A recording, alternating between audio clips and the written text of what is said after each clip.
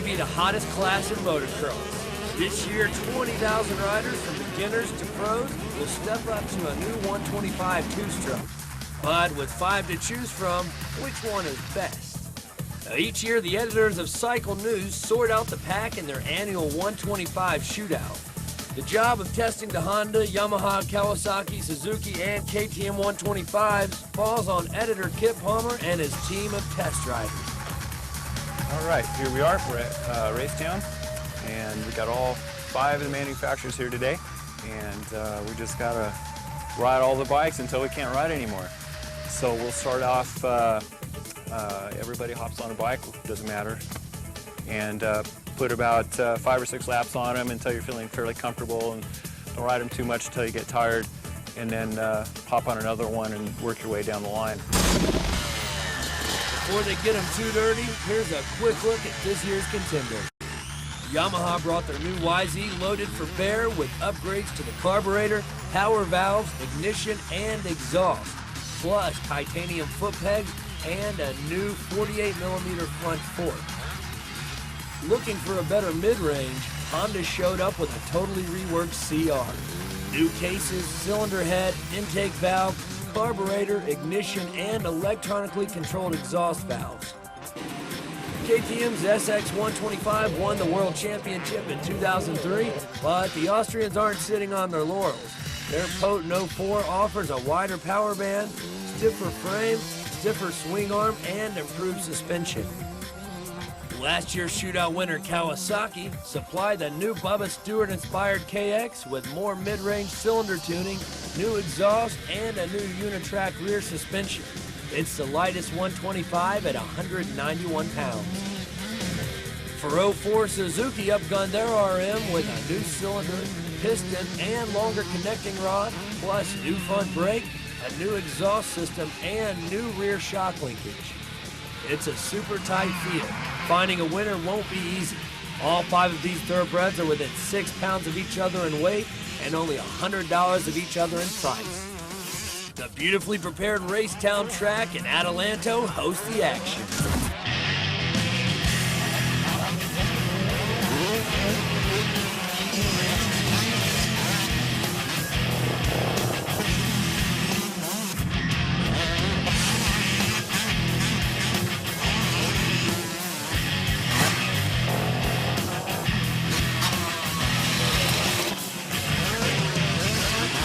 There's more at stake here than bragging rights. It's big business. Nearly $100 million will be spent on new 125.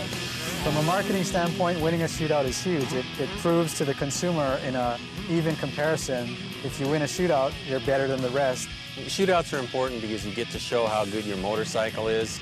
These tests give a good indicator to the consumer which are the top bikes for their particular riding style, so they definitely help sales.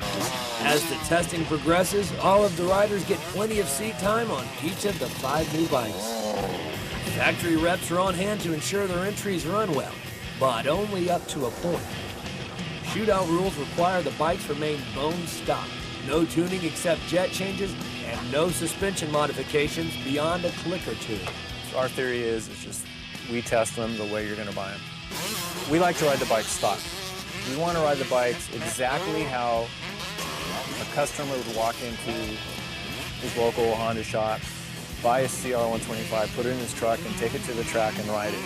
That's pretty much what we do. And we'll do it for hours on end, blasting berms, tacking jumps, and pounding whoops in search of the subtle strengths and weaknesses of each bike. It'll take hours of seat time to determine who's got the best suspension, the most usable power band, and the best ergonomics. The most balanced overall package will be the winner.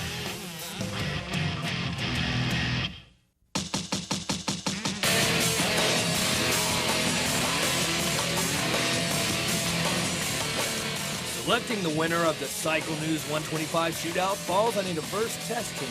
Pro riders looking for something completely different than, say, a beginner or a novice. So we do try very hard to have a mix of riders. We try to list all our riders in their level and a lot of times their sizes and stuff, because that matters. My name's Dano. I'm 5'10", 180. I ride intermediate pro level. I'm Steve Cox. I'm 26 years old, and I weigh about 190 pounds. About an intermediate motocrosser in California. My name is Jason Abbott. I'm 25 years old. I ride expert class, and I weigh approximately 165 pounds. I'm Kit Palmer. I'm 42 years old. I weigh 170, 175 pounds, somewhere right in there. I'm 6'1", and I race, I guess, vet intermediate. Their job? Bring out the new 125s and report which factory got it most right. It's a tough job, but somebody's got to do it.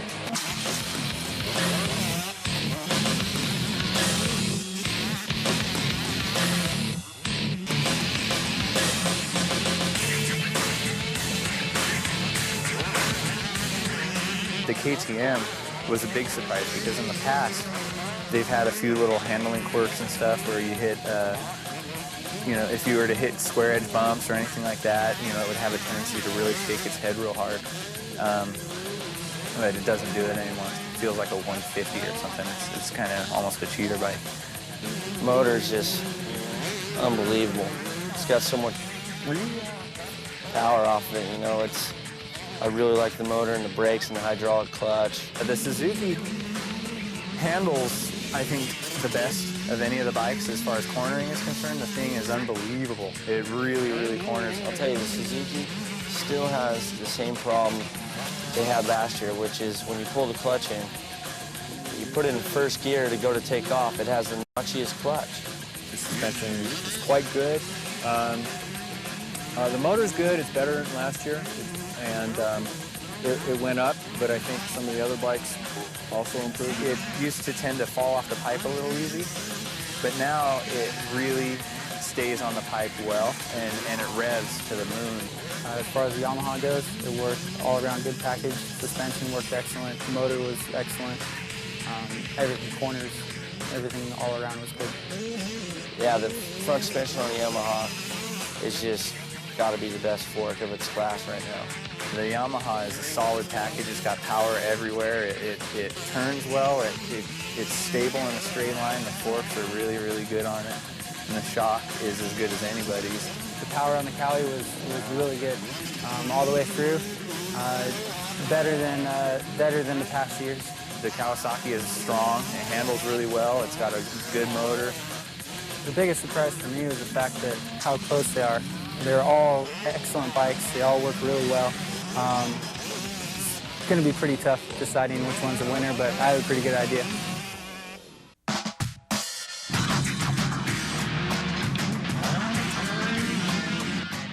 They call them shootouts because they're so tough to call.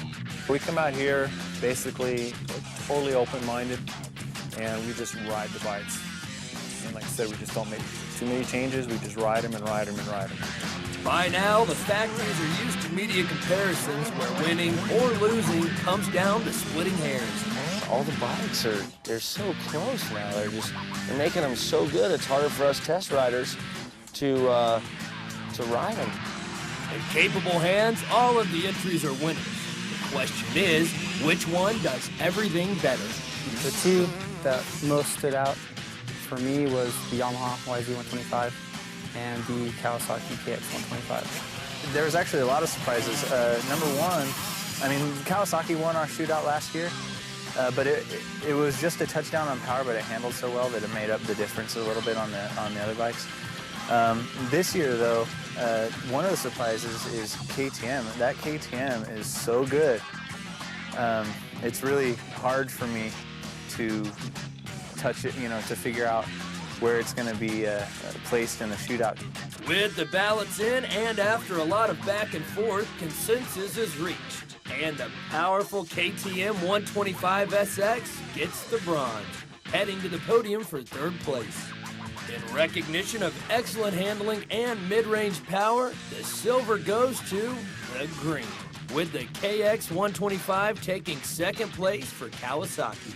And finally, in the coveted #1 spot, Yamaha mounts the podium. with the YZ taking first place in the Cycle News Shootout.